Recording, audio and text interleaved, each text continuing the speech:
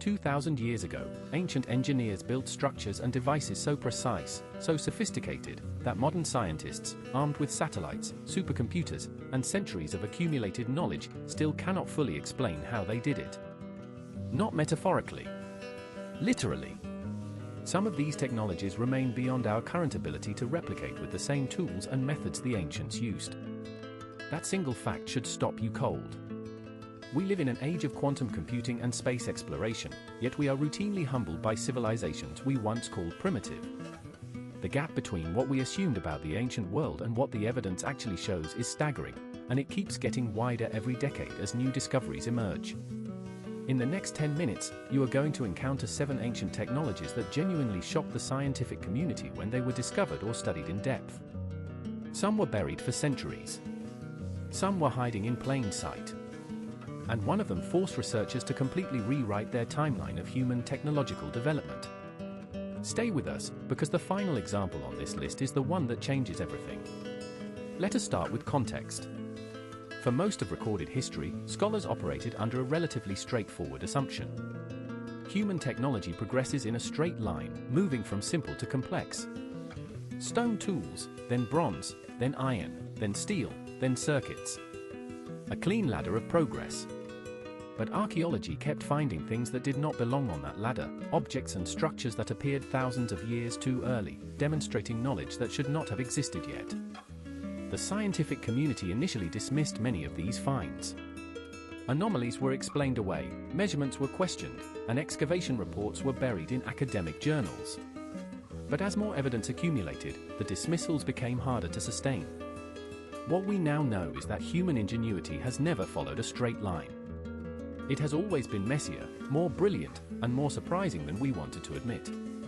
The first technology that demands your attention is the Antikythera mechanism. Recovered from a Greek shipwreck in 1901 and dated to approximately 100 BCE, this bronze device contains over 30 interlocking gears and was used to predict astronomical positions and eclipses with extraordinary accuracy. When researchers first X-rayed it in the 1970s, they were not prepared for what they found inside. The complexity of the gearing system matched devices that should not have appeared in history until the 14th century CE, more than 1,400 years later. One of the lead researchers at University College London described it as resembling nothing less than a mechanical computer. Because functionally, that is exactly what it was. The second shock came from ancient Damascus. Damascus steel, produced between roughly 300 CE and 1750 CE, was a blade material so extraordinary that European crusaders who encountered it in battle were genuinely baffled. These swords could slice a silk scarf falling through the air and hold an edge sharp enough to split a human hair lengthwise. Modern metallurgists spent decades trying to reproduce it. When they finally analyzed surviving blades using electron microscopy in the 2000s, they discovered something extraordinary. The steel contained carbon nanotubes, structures that we did not synthesize ourselves until 1991. Ancient Syrian smiths were accidentally producing nanotechnology through their smelting process, using specific or inorganic materials that created these nanoscale structures under particular heat conditions. The exact formula was lost when the trade routes collapsed. We still cannot perfectly replicate it. But here is what nobody talks about. The nanotubes in Damascus steel are not a coincidence or a curiosity. They are evidence of a sophisticated empirical knowledge system. These craftsmen did not know what a carbon nanotube was, but they knew exactly what conditions produced the superior blade. That is systematic, reproducible, applied science, just without the theoretical framework we now use to describe it. The third technology is the Roman concrete used to build the Pantheon and various harbor structures throughout the Mediterranean. Modern concrete degrades significantly within 50 years. Roman marine concrete has been sitting at the bottom of the sea for 2,000 years and is actually getting stronger over time. A 2017 study published in the journal American Mineralogist revealed why. When seawater infiltrates Roman concrete, it triggers a chemical reaction with a volcanic ash called pozzolana that the Romans used as an ingredient. This reaction creates a rare mineral called aluminous tobamorite, which reinforces the concrete at a microscopic level. Modern concrete does not do this. In fact, modern concrete cracks when seawater enters it.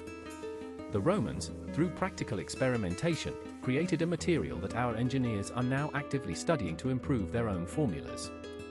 The fourth ancient technology involves the Great Pyramid of Giza, and specifically one measurement that continues to frustrate engineers. The base of the Great Pyramid measures 230.4 meters on each side. The four sides differ from each other by an average of just 4.4 centimeters. That is a margin of error of less than 0.02% across a structure covering 53,000 square meters. The pyramid is also aligned to true north with an accuracy of just 0.05 degrees, more accurate than the Greenwich Observatory in London, which was built in the 17th century specifically to make precise astronomical measurements. Engineers who have studied the construction methods say that achieving this level of precision with modern surveying equipment is achievable but difficult. Achieving it with the tools available in 2560 BCE is, by any rational measure, extraordinary. The fifth technology comes from ancient India. The iron pillar of Delhi was forged around 400 CE and stands over 7 meters tall, weighing approximately 6 tons. It has been standing outdoors in the elements for over 1,600 years and shows virtually no rust. This is not an exaggeration. The pillar is made of 98% pure wrought iron, and analysis published in the journal Current Science found that a thin layer of a compound called miserwite, a form of iron hydrogen phosphate hydrate, coats the surface and acts as a passive corrosion barrier. This coating formed naturally due to the specific smelting techniques used. Modern engineers studying the pillar have used these findings to develop new corrosion-resistant alloys. Ancient Indian metallurgists solved a problem that challenged industrial engineers well into the 20th century. The sixth example takes us to pre-Columbian South America and the surgical practices of the Inca civilization. Trepanation, drilling or cutting holes in the skull to treat head injuries or neurological conditions, was practiced across cultures. But Inca trepanation stands apart. Skeletal analysis of hundreds of ancient Peruvian skulls published in World Neurosurgery in 2018 showed survival rates as high as 90% for procedures performed in the late Inca period. By comparison, survival rates for similar procedures performed during the American Civil War, 400 years later, were around 50%. The Inca surgeons achieved these results without anesthesia as we know it. They likely used coca leaves and chicha, a fermented beverage, and without modern antiseptic techniques. Their survival rates tell us they had developed rigorous procedural protocols through accumulated clinical experience that modern medicine did not match for centuries. But consider the deeper implication here. A 90% surgical survival rate in the 15th century means these were not lucky accidents. That is a system. That is knowledge being transferred, refined, and applied consistently across generations of practitioners. That is medicine. The seventh and final technology brings us to the Baghdad battery. Discovered in 1938 near the Iraqi capital and dated to around 250 BCE, these small clay jars contain copper cylinders and iron rods that, when filled with an acidic liquid like vinegar or grape juice, generate a small electrical current. Multiple replicas have been produced and tested. They work.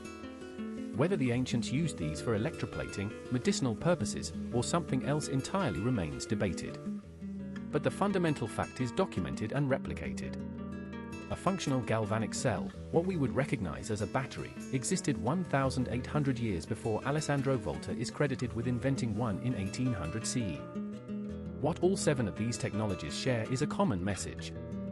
Human ingenuity does not require modern infrastructure to produce remarkable results. Observation, experimentation, material knowledge, and the slow accumulation of practical wisdom can arrive at solutions that rival or exceed what formal science produces centuries later. The ancients were not primitive.